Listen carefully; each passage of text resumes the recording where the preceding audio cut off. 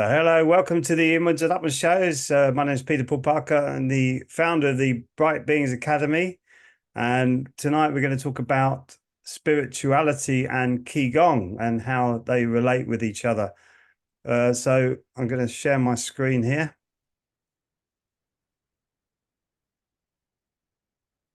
And we'll get straight on with it. So spirituality and Qi Gong, what do these two things mean? Spirituality and Qi Gong. So firstly, what is spirituality? Spirituality, if you take it right down to the core meaning of the word, spiritus means breath. So we're looking at breath. What is breath? Breath. If you have ever looked into the template, which Jan and I have done quite a lot of work with to reintegrate your energy body, they say in the template that your breath is your gateway to your consciousness. So what is your consciousness? And these are really big questions that need to be asked by all of us, because then we start to whittle it down into the core of actually what we are and where we come from, which is what spirituality really is all about. And I will get into that. But what is Qi Gong? So Qi means energy, and Gong means utilizing well or even mastering. But Gong is another one of those ambiguous words, a bit like meditation. If you ask somebody what meditation is, you can't really describe that, because it's not sitting down on the side of a mountain and just being silent, because that's part of it. It can be moving, it can be using voice, i.e. sound meditation, or you can be using stimulus, any stimulus like sound. But Qi Gong is really about focusing your mind on your body and your breath. And I think in today's crazy world that actually spins so quickly at the moment, and everybody feels like time is speeding up, it's so important to come inside of yourself. And what Qi Gong is an enormous umbrella of all these different modalities that I actually really love, which is slow movement, breathing, fast movement, staying still, using your voice, using your mind, using all your senses, and using your energy, which we'll get into, because the energy body is just as important as your physical body. But we tend to focus more in our lives with the energy body, and we tend to forget about, the physical body. And even then, sometimes we don't even focus on that. But the energy body is just as important to make sure that your energy is flowing correctly. So Qi Gong really came out of Southeast Asia. But what happened before that really is quite interesting, because the Buddhists and the Buddha came down into Southeast Asia to teach Buddhism. They actually brought down the Vedic martial arts, which was the beginnings of the Shaolin Kung Fu. And out of that Shaolin Kung Fu was really Qi Gong came out of that. But it's difficult to find the actual real beginnings of Qi Gong, because of what's happened in Southeast Asia and all the wars and all the eradication of their culture and history, which has been quite aggressive. So Qi Gong, the actual history of Qi Gong, very difficult to actually whittle it down. But the original pictures were found on a wall in the temple, where people were doing postures rather like this. But what is important about Qi Gong to remember is not about the postures and the fancy moves. It's actually about your mindset and how you actually focus on your body. Because a lot of us say, yeah, I'll do that. Because that has no intention whatsoever. So if you're actually tapping your lung meridian, going, yeah, I'm focusing on my lungs, really your mind is not really at work there. Your body's a little bit at work. But if you're actually tapping your lung meridian, going, yeah, I'm focusing on my lungs, I want my lungs to be clearer, you're using your intention really strongly. That's what Qi Gong really is all about, is focusing your mind on your body and your breath with good intentions, strong intentions. So Qi, as I say, Qi is energy. What is energy? What is energy? Now, to be completely honest, we don't know where energy comes from, what it is. But what is important is energy is everywhere. It actually fills the whole universe up.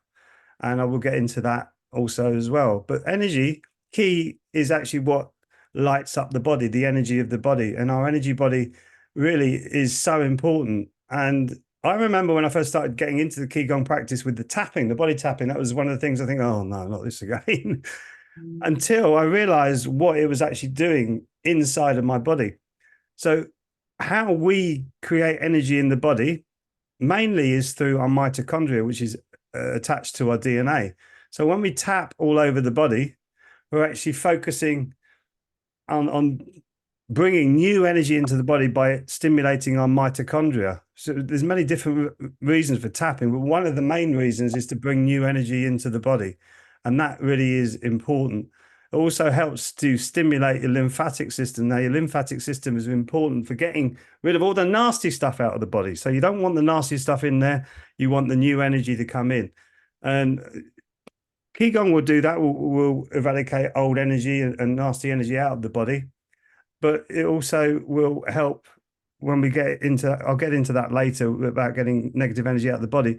But tapping brings new energy into the body. So it revitalizes you, which is why you can tell once you've done a Qigong class whether you're emotionally or physically exhausted.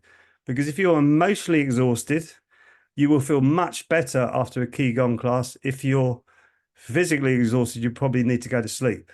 That's a really good way of testing what your energy levels are. If you do a class, you feel better, that means you're emotionally exhausted.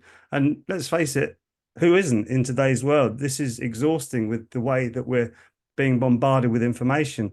And I will get into that also, why that is happening next. Well, the Higgs boson particles. So energy, we've got a universe which is full of potential. So we have a field. There's many books written about it, the field. Some people call it God. Some people call it the divine source. Some people call it the field. As simple as that. So in this field, there's no such thing as empty space. So finding this Higgs boson particle, we realize that every single area of our universe is full of potential. And that's what this particle is. It's potential. Might not be anything happening there at that point, but when energy comes into that Higgs boson particle, that's when animation starts to happen. That's when we see creation. And sound frequency and vibration are actually what does that, which is an energy. It's a waveform energy. So the Higgs boson particle is really important to remember that, because we're going to go into what the Gnostics thought about the Higgs boson particle, which will then I'll tie that up with Qigong, because this is as close as we've got to realizing what the energy field is. So you've got this field that we don't know really what it is, but it's there and we can connect to it.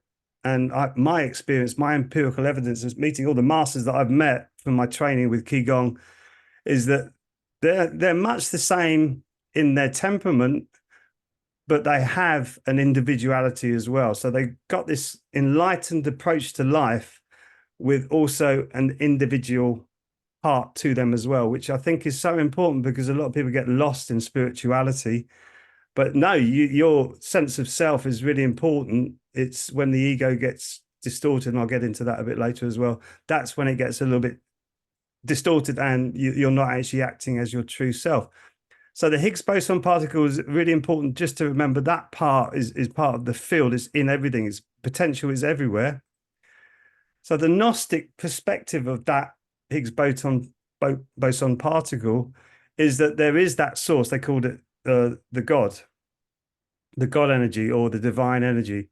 And within that divine energy, it is actually male and female. It's not the male God, it's not the female God, because you need male and female to procreate, and it procreates downwards into different and higher levels of beings. And it came down to Sophia. And I think Sophia is one of the reasons why we've got a male-dominated society at the moment, because there were two fields of thought with Sophia.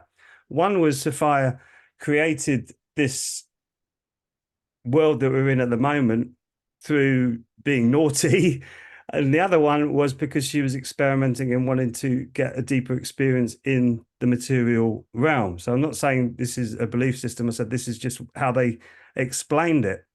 So her being naughty, obviously the male energy would have said try to crush it. So the divine energy, I think most people I speak to are in agreement that divine energy has been crushed. The feminine divine energy has been crushed on this planet, but it's actually coming back.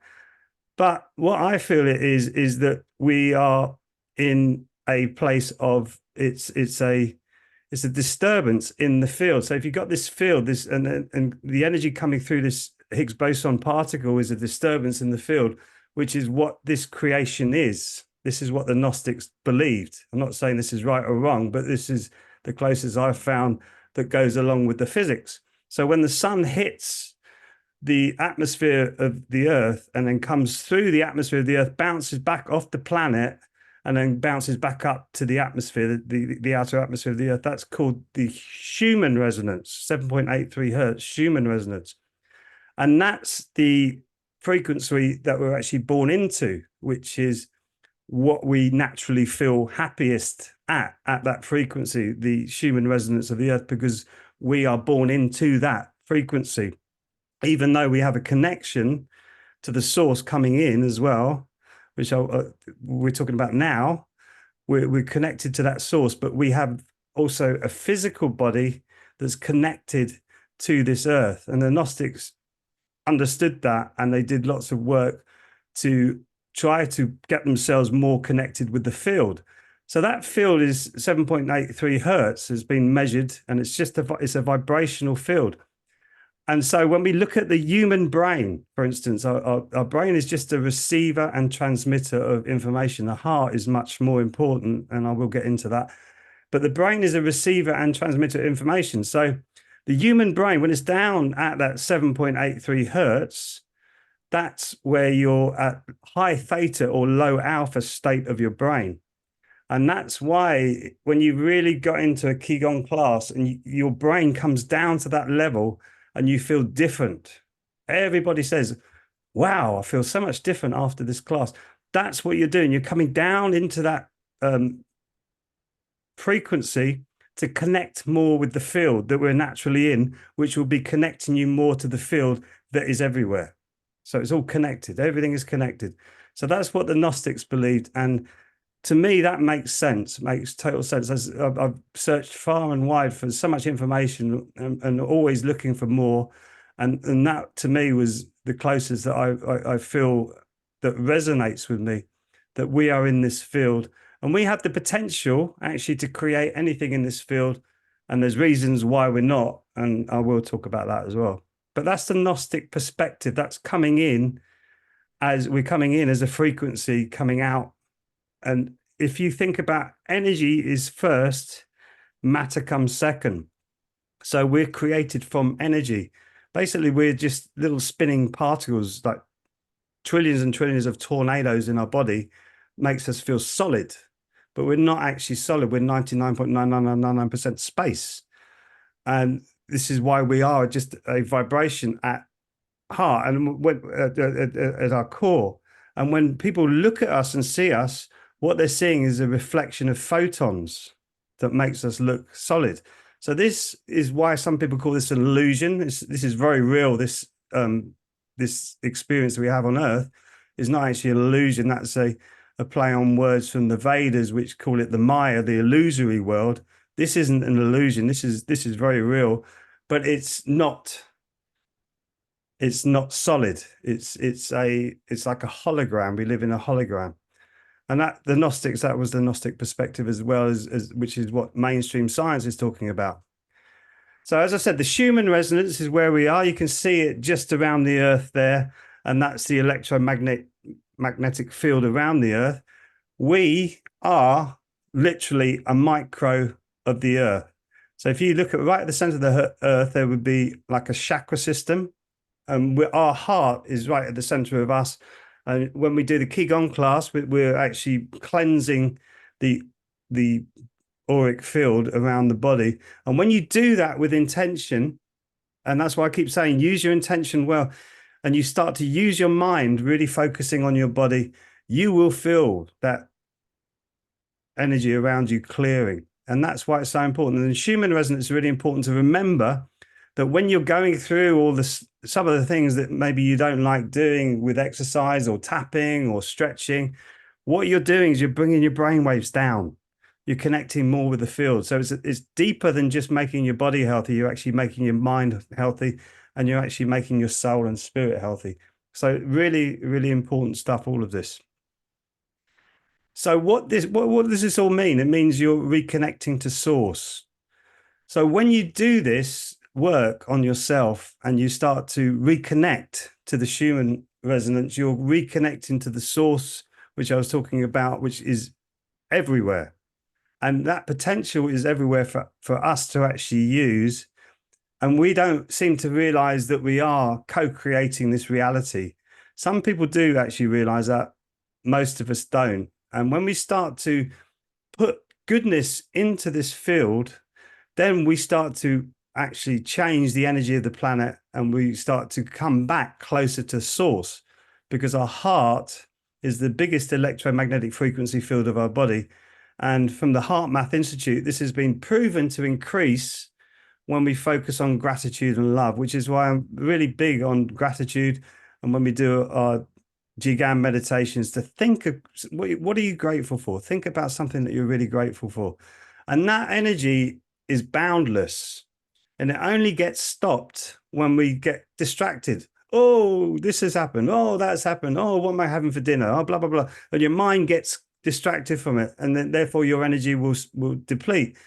But if you think about it logically, when you get good news, and it's really good news, and you're really excited about it, you can stay up for days preparing, getting ready for it, exhausting yourself, because that energy is boundless. That joyful gratitude energy is really boundful. So reconnecting to source helps you to keep that energy going. Yes, your body needs to relax, but you can keep your energy up even though you're relaxing with the physical body. So Qi Gong is the UK association that I started after coming out of Body and Brain, and it's a free-form style of Qi Gong. It's taught all over Korea now, I'm really pleased to say, because when we were over in Korea with the British team for the Qi Gong Championship, we actually won the international competition, which was really amazing.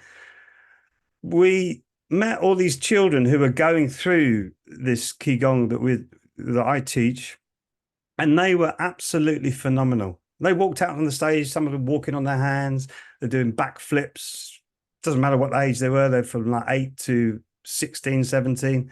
And you spoke to them afterwards, they were really coherent, their English was amazing. They were really bright and positive about the world, and they were really bright and positive about their lives and what they were going to do on the earth. And to me, that was eye-opening at that point. So I wasn't an instructor at that time. Well, I was just starting to become an instructor at that time. And it made me realize I want to do this a bit deeper, because this effect on people is phenomenal. Why can't I actually start to help other people actually feel this as well? So the three main principles of Qi Gong, you're going to hear these virtually every class. Water up, fire down. So when I say in the meditation, when you breathe in, feel the cool air coming up through your nose, the warm air coming down through your nose as you breathe out. Water up, fire down. So why is that a really important principle? Again, it goes back to science. So the water up part is for a cool brain and a cool brainstem. And scientific research shows the brain works best when it's cool. Fire down to the belly. And again, scientific research shows us that our immune system works best when it's warm. So that is why we have fevers. When we have a fever in the body, it means the body is trying to get something, either kill it or get it out of the body, which is why your temperature rises, which really comes from your gut. So it's really a symptom, not the source of what the issue is. The fever is just a symptom. So that is your body acting in a quite a harsh way to get rid of what's causing it problems inside. But the water up, fire down, the water comes up and the fire comes down, and there's a flow, there's an energy flow to that. And water up, water is healing energy, it's very flowing. Fire down is very male energy flowing down into the lower abdomen. So you have the balance of the yin and the yang, the male and the female, the water up, the fire down.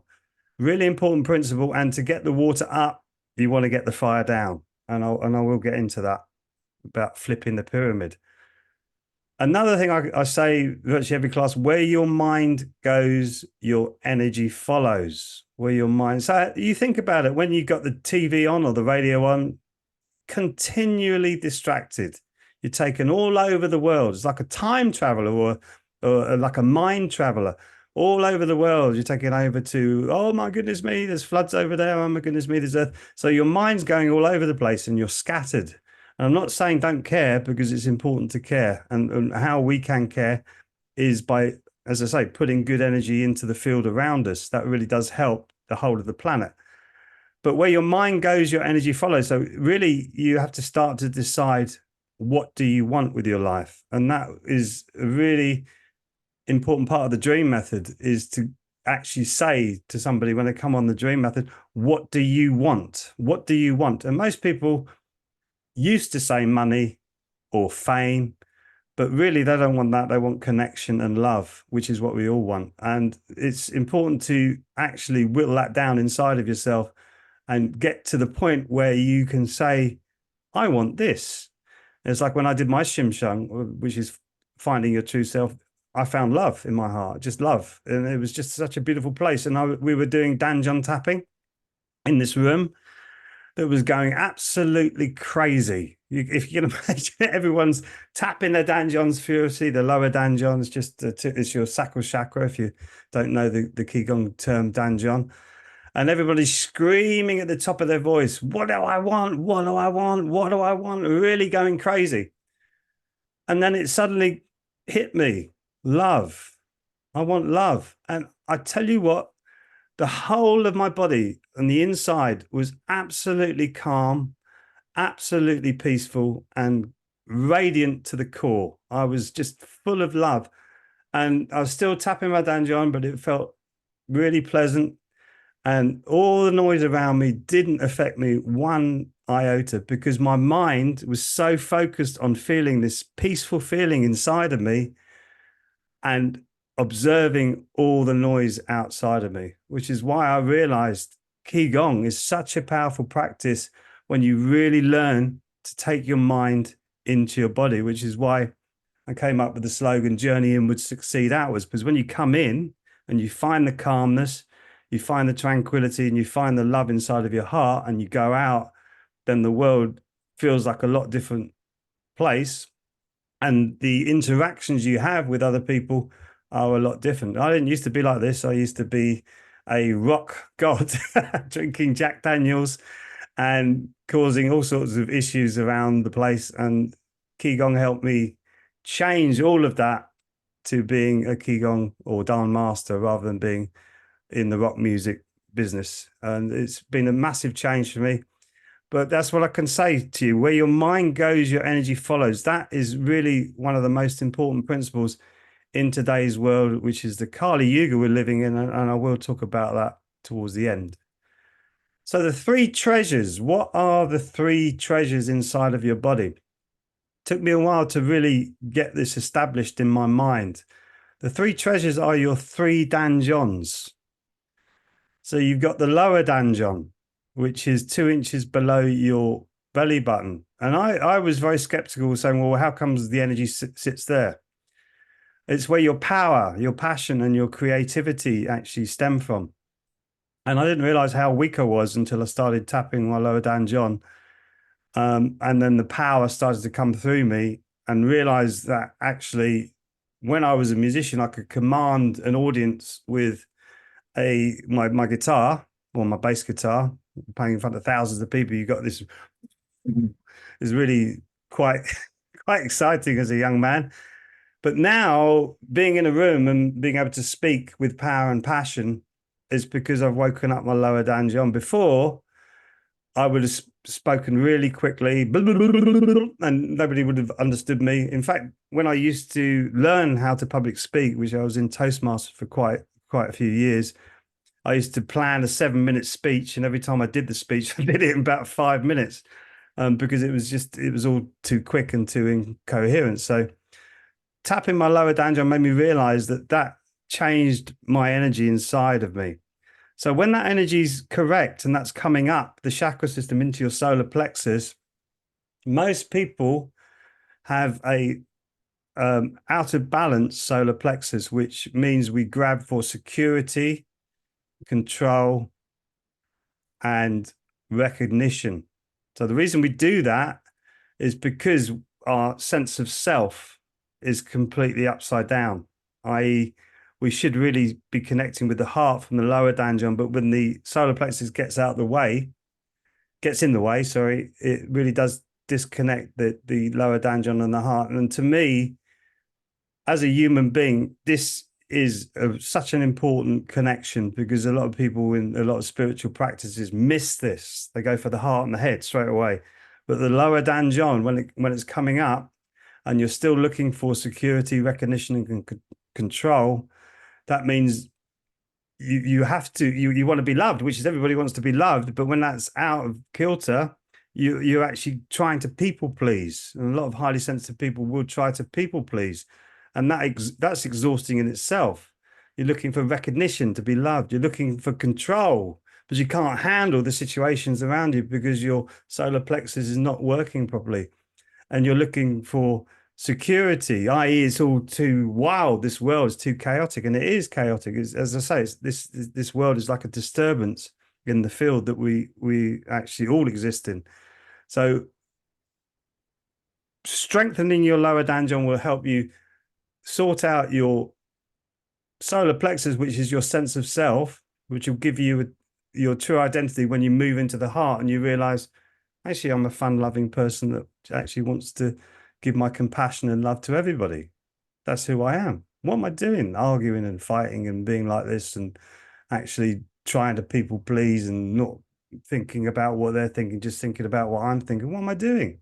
And that was the journey when I started to strengthen my lower danjon into the heart. That's what I actually went through. And then the heart to the upper danjon, that's a lot easier connection. So you got the middle danjon is about love, empathy, and compassion, and the upper danjon is about your intuition, wisdom, and vision. So you can see deeper into this reality. You can have natural wisdom coming through you, and you can really feel you're part of this world as well as part of the higher world that I was talking about, the source world. So that's the three danjons. You've got the Yong Chung points, which are on the feet, and the Yang Shin points, which are in the palms.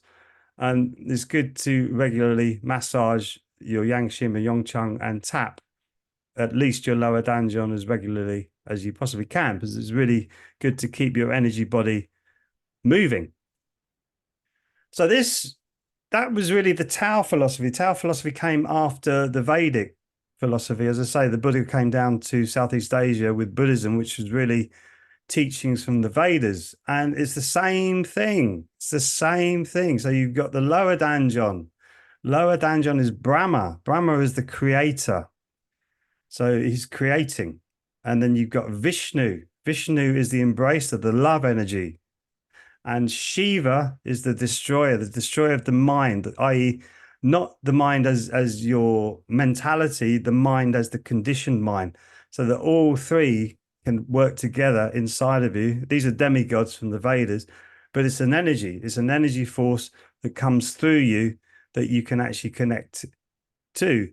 So from the very male orientated Indian society or culture, where all the architecture is very, very male and like angular, came down to Southeast Asia, which became more the feminine energy, i.e., when you see a Taoist or a Taoist garden, you can't tell when the garden finishes and nature begins, because it's a flowing, beautiful energy.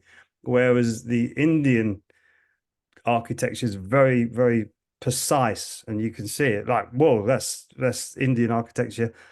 The Southeast Asian architecture, when you see the curved roofs, it's very feminine. It's more coming back into balance. And then we came all the way around from India down to Southeast Asia, then back into the Middle East with Jesus. And Jesus was the Messiah in the Vedas. He was written down as a Messiah from the Vedas before he actually came onto the earth. They predicted him coming to say that he would bring in the love energy. So you've got the three different energies coming in, the male, the female, and then combining it with love. That was the idea of that visitation on earth, because all of these spiritual practices believe in reincarnation. So Qi Gong, the energy body, that was the energy body which is related to your chakra system. I won't go into this too deeply, but we've got 12 internal organs that are connected to our outer meridians. And every Qi Gong class that you do, you're actually stimulating all of these meridians, which is why if you've got issues, a lot of people come off their blood pressure tablets. I'm not telling you to do that. You make your own choices. You speak to your healthcare professional to do what you do what you have to do. But they come off their blood pressure. Some people have come off antidepressants while I've been working with me. They've also helped with many different issues like lung issues, liver issues, back issues, joint issues. I've seen all of these things change, and there's been a few amazing transformations I've seen. One of them was Chandra. It's in the Brighter Living, impact report we did in the local area while we were teaching Qigong to the elderly. And she had a stroke, and the doctor said she's never going to get out of a wheelchair. She is getting out of a wheelchair now, and she puts it all down to Qigong, and she says this should be on the NHS, and I agree with her. But to try and get it past the medical system as it is today is virtually impossible. It's really difficult, but I keep trying and I'll keep battling away there. But I'm seeing wonderful, wonderful transformational journeys from people who have taken this practice to heart and actually really doing it in a proper manner. And I've got full respect for anybody who does that, because it took me quite a while to actually think I've got to do this. So that's the meridian lines. So stuck negative energy. How does negative energy get stuck in the body? When you think about the subconscious mind, you think about an iceberg. I'm sure most of you must have seen the iceberg, with the tip of the iceberg being the conscious mind and the subconscious mind being submerged. So the subconscious mind, now you have some really amazing researchers saying that the subconscious mind is actually the water in the body. And you go, what? The water in the body. So the Heart Math Institute and Dr. Emoto have done tons and tons of research into water having a memory. So water remembers what it has experienced. So when you have a negative experience that might make you angry, in traditional Chinese medicine, that would say it would get stuck in the liver. And personally, I've had experience from that. When I had a very traumatic childhood, my mother died when I was 11. She was like really close to me. My father became disabled when I was 10. I was sent off to a boarding school with pedophiles there. It was horrendous. I was writing letters home saying, take me home. They wouldn't, because they thought I was making it up, because they thought I was too sensitive and just not telling the truth. They found out that I wasn't, and this was really happening. And my father did actually apologize for me, but it was hell on earth. It was literally hell on earth for all those young teen age time. So I started drinking quite early and carried on drinking.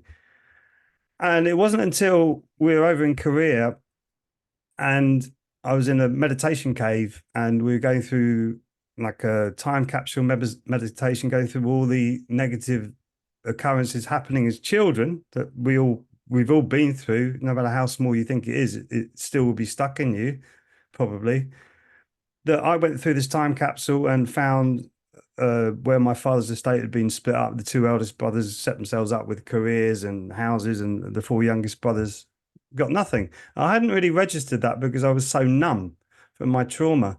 And when I did register it, I forgave them there and then and let it all go. I just thought, okay, well, they must have been in a heck of a state to do that to their siblings, whatever, And I walked out of that cave, and my mentor at the time, Hope, she's an amazing little Korean woman. She said, what happened to you in there? What happened to you in that cave? What's going on there? I said, what do you mean? She said, well, you've taken 10 years off your face. You look younger. And I said, and I explained the situation. She went, wow. And I tell you what, from that instance, I couldn't drink as much as I used to be able to drink. That anger seemed to have dissipated from my liver. So that gave me my empirical evidence of how these negative energies get stuck in the body. They get stuck in the body with water. And that's why I feel when we're doing the body tapping, which is I keep saying body tapping is so important, stretching out the meridians so the energy starts to flow, clearing the lymphatic system. So you're getting also the physical nasty stuff out of your body. When you keep changing this energy in your body, you keep whittling down this negative energy and it will slowly, slowly, slowly dissipate out of your body. Qigong will do it. Coaching can do it a little bit quicker. You obviously got choices with whatever route you take, but Qigong has really helped me see what has been stuck in my body and what we call the dark night of the soul. I can get them regularly. Even now, you go, oh God, everything's coming to an end. And it is because there's a negative energy leaving my body. And when I get up the next morning, go, it really becomes clear. And I can meditate and I go, ah, that's good. That's gone now. Fantastic. So working on your negative energy is important. And that's really what your Qigong practice is all about, is to refresh your energy all the time.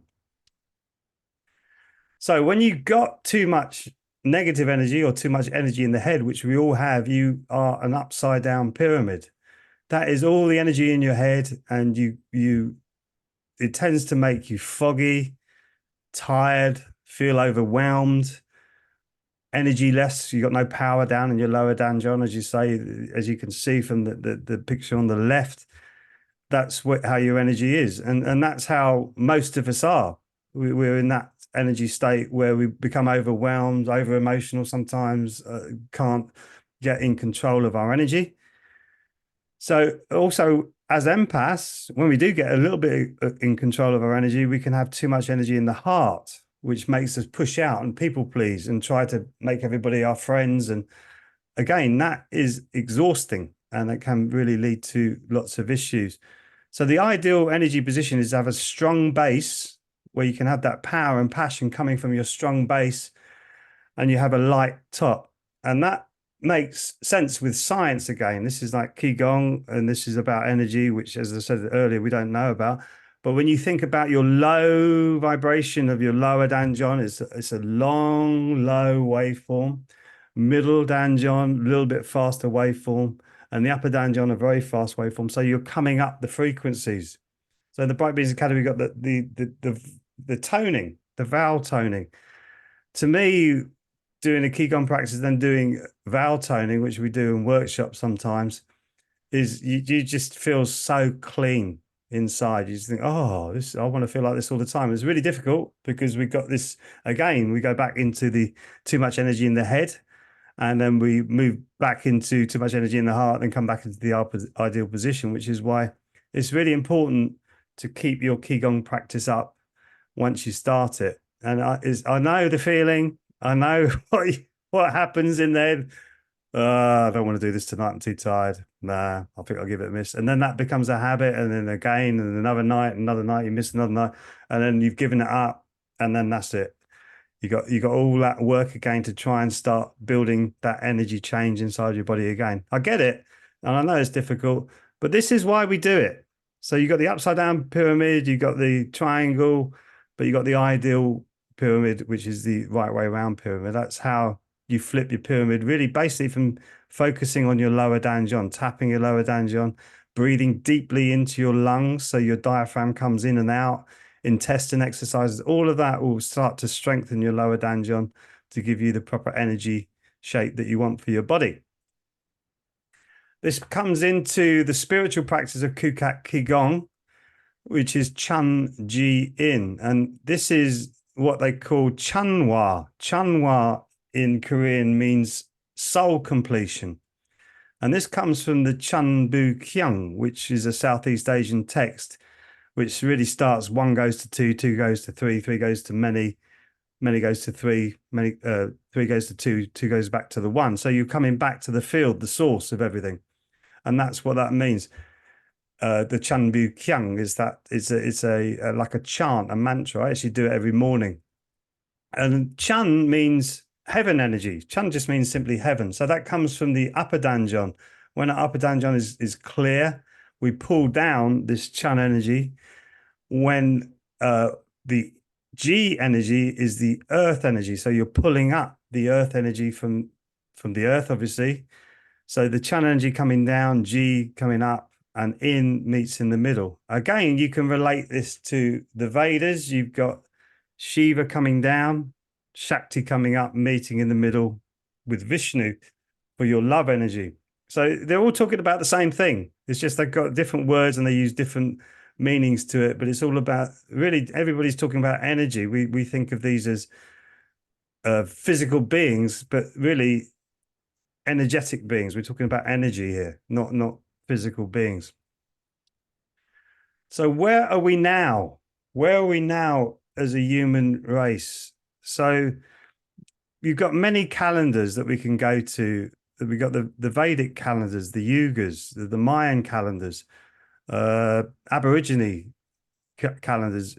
They're all talking about this age that we're in at the moment. And it's called in the Vedic scripts, it's called the Kali Yuga, which is the age of deception and the age of hypocrisy.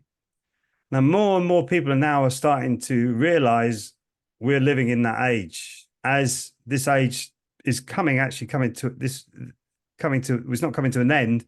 It's coming to an end in this part where there's going to be a golden age coming in about 20 to 30 years time. Now, when I first learned that about 20 years ago, I was going, what are you talking about?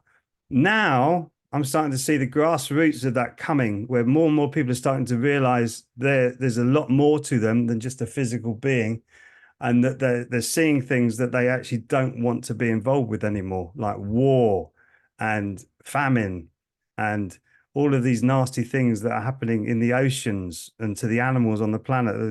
More and more people are sort of turning their backs on it, moving away from it. And that means you're starting to connect more with your source, what's really you inside. So this is therefore a reason. And this is a really cherished time, actually, to be on the planet as a human being, because it's the easiest time for you to see what you don't want. So it's the easiest time to see what you don't want. What is more difficult is to find out what you do want, and to do that in a peaceful and calm manner. So the Kali Yuga, such an important time for us to be here and to start to really focus on what we want rather than what's being told we want, which there's a lot of people are telling us now, well, this is what you need, this is what you want, this is what you got to have. And that doesn't resonate with me. It never has done, actually. I've never been here to actually accept any of the norms or any of the rules. And I can see that now. I've never been a rule breaker. I've never broken the law, but I've always questioned everything that's been asked of me. And that especially happened in the physics classes when they were teaching me physics theory. And I kept putting my hand up and said, is that a theory or is that a fact? And the teacher said, will you stop asking me these questions? Because he had to keep on saying it was a theory. And then I kept on asking him, why am I learning theories? You're making me sit there and learn and write out all about theories. And to me, these theories don't make sense. I've seen Nassim. I'm not anywhere near Nassim Harameyn's intelligence, but I've seen him when he was talking about him being taught about the universe. And there was a picture in a book where he was showing the universe being blown in and out like a balloon. And Nassim Harameyn goes to his teacher, well, who's the guy next to the balloon blowing into the balloon? Who's that? And the teacher's going, we're not talking about him. We're talking about the balloon. That was kind of my curious mind mentality I had in my physics classes. And I'm realizing that is important because it made me realize what's happening in this world on a lot deeper level, to realize that we are absolutely beautiful beings. And we need to connect back to that as human beings, especially when you're highly sensitive and you've been told that you're too sensitive, you're too emotional, you're too this, you're too that. Nothing could be further than the truth. And once you get into those emotions, actually, it's absolutely fabulous to be highly sensitive, because the vibration that you have around you and the people that you meet are incredible. So we're in the Kali Yuga at the moment, and we're actually working our way out of it. So anybody who's really worried, if you do focus on what you want, it does say in the Vedas, this will not affect you. And it's not affecting a lot of people, but a lot of people will be affected by it. And all you can do really is give them your empathy and your compassion. But if they can't see it and they can't hear your words telling them what it is, it becomes very difficult and energy draining to try and convince people where they're at. So we are heading towards a golden age. I've met some incredible people recently, and I will shout out to Laura Cross with that as well, who's one of them. And we are starting to build communities to actually start to change people's lives in a positive and vibrant manner. And we are heading towards a golden age. We are heading towards human beings learning to collaborate and trust each other again, because we don't. And when we talk in our meetings, we say, well, well, are you going to get more clients than me if we do this? Or what's going to happen here? What's going to happen there? And we talk, I'm very honest with it. I'm very upfront. And it's important because we're not used to doing this kind of thing. We've been told to compete with each other. We've been conditioned to compete, and we've been conditioned to actually not be cooperative. And when we do start to cooperate, magic happens. It always has done. When I started my teaching in the Milat, the Asian community center I teach Qi Gong at now, when they started to collaborate with me and actually push it, the classes went from 15, 20 people up to about 40 people turn up every week now. It's an incredibly energetic class, and it's incredible the amount of people who are so enthusiastic about Qigong in the local area.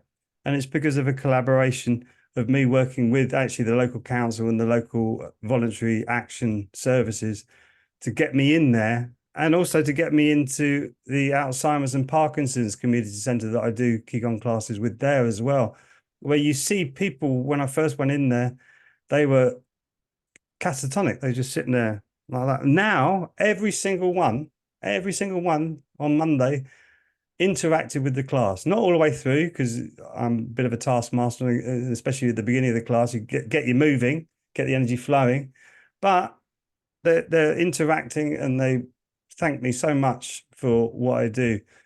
And I could have quite easily walked out of that class after 2 or 3 weeks of being there thinking, this is dead. This is not going anywhere. But I just thought, I'm not allowing these people to be thrown on the scrap heap. Why should anybody else? And why should I just take it for my own personal gratification? This is about them. It's not about me. And as soon as I turned that service to me to service to others, that class started to lift. And it was amazing. And it was the collaboration with the staff again there to get the people in to help. And that's where we're heading. We're heading to start to get into communities where we can actually speak with each other and grow, because we need to grow as a species. We're very conditioned, and we act like children, and we need to actually grow up. And I'm not being rude to anybody, because I'm putting myself in the same place. Grow up, be conscious, and actually start to move in our lives where we want to take it, rather than where the powers that be want to take us, which is not a very good place at all, because it would be transhuman, and we would losing our humanity, when human beings are the most phenomenal creatures on the planet.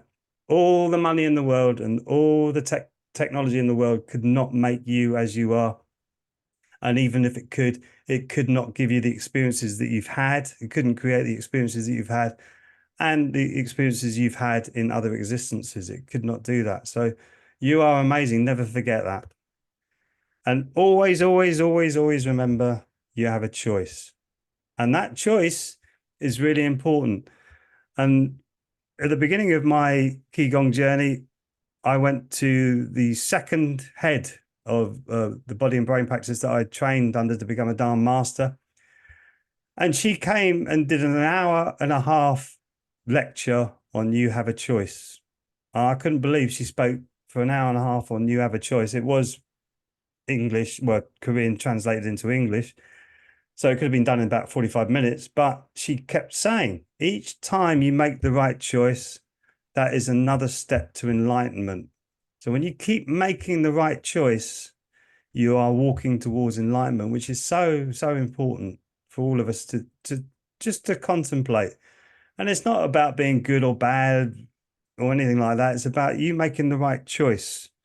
And you will know when you make the right choice, because you think about what is good and what is bad. this is this world that we live in. When we talk about evil or badness, it's a creation on top of a creation, because we have freedom of choice, and that freedom of choice is important, and that's why the negative energies have grown, and that's come from the Kali Yuga, because that negative energies has been given some sort of power and hold over us, but it hasn't really got that power or hold over us. We have a choice to actually say no. So when you see things that you don't actually want in your life, first thing you do is think, I don't want that. I don't want that. And then it moves from there. And then that's where your mind starts to focus on it. So you have a choice. So each time something comes on the radio that you don't agree with, I don't want that in my world. I don't want that. And that choice starts to resonate in the field to say, actually, what I want is love. What I want is tranquility. What I want is peace. But you have to really make that choice. And when you make that choice, it is liberating, because you're starting to realize, this is what I don't want, this is what I do want, and you can start to move towards what you do want. So thank you very much for listening. You can, as I always say, you be well and keep shining. And I'll take questions now if anybody's got any questions or comments. Speak.